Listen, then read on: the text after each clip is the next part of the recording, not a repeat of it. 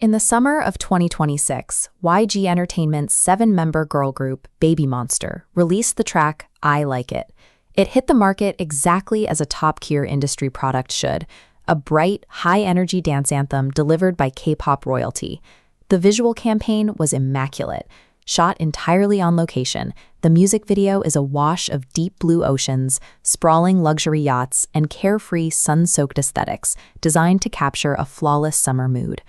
Musically, the track relies on a driving, country-style guitar riff and live band elements to project an organic, effortless joy. It sounds like 7 friends simply having the time of their lives. But beneath that carefully constructed surface, the group's massive fan base, the Monsties, is currently tearing itself apart in the comment sections of these very same videos. Why would a song engineered specifically to radiate pure, uncomplicated joy fracture a dedicated community into warring factions?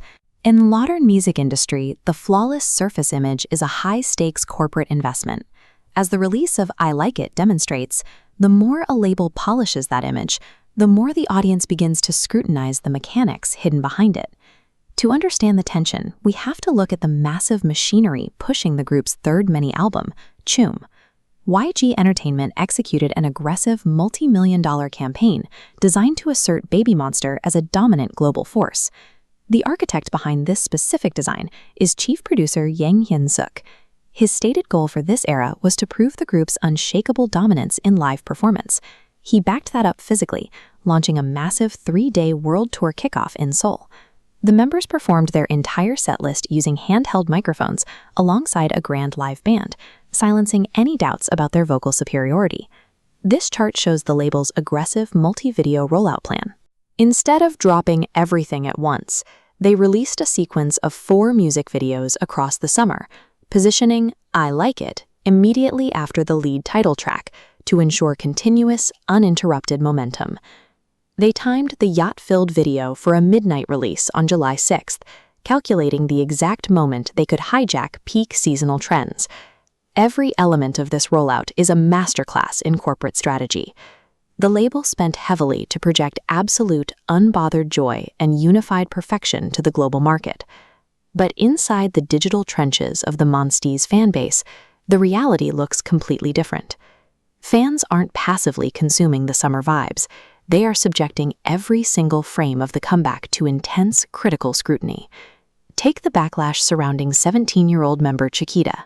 When she debuted new solo choreography, fan forums immediately ignited with debates, with a vocal segment of the audience fiercely criticizing the label for assigning her dance moves they felt were entirely inappropriate for her age. Then, fans began to track center time, the exact number of seconds each member spends in the middle of the choreography. This chart breaks down recent performances, revealing Ahyen received a disproportionate share of the spotlight, while Rami received almost 0. This mathematical imbalance breaks the group's curated illusion of equality, generating deep resentment within the community. There is a severe friction here.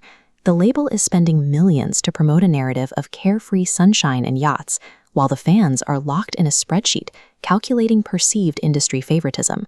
The hardcore audience has transformed the listening experience into a data-driven autopsy of industry politics. For these fans, the spreadsheet of center time metrics has become a core component of the product they are actually consuming. Looking closely at this dynamic, the relationship between a record label's flawless output and a fandom's obsessive, hypercritical consumption seems entirely toxic. Yet they form a highly functional symbiotic ecosystem. This diagram illustrates the modern engagement loop. The label produces polished content, which feeds directly into intense fandom scrutiny. That scrutiny creates arguments, deep dives, and fierce tribalism, which ultimately spits out massive amounts of viral engagement right back to the label. The algorithm does not care if a comment is praising a country guitar riff or arguing over center time. The intense internal drama keeps the group trending and the metrics climbing long after the actual song finishes playing. The real spectacle in modern music marketing hides right behind the artist's smiles. It is the invisible, algorithmic war raging in the comments section. The commercial success of I Like It relies on this exact friction. To truly dominate the cultural conversation today, the industry requires the pristine illusion of perfection and the highly engaged reality of absolute chaos.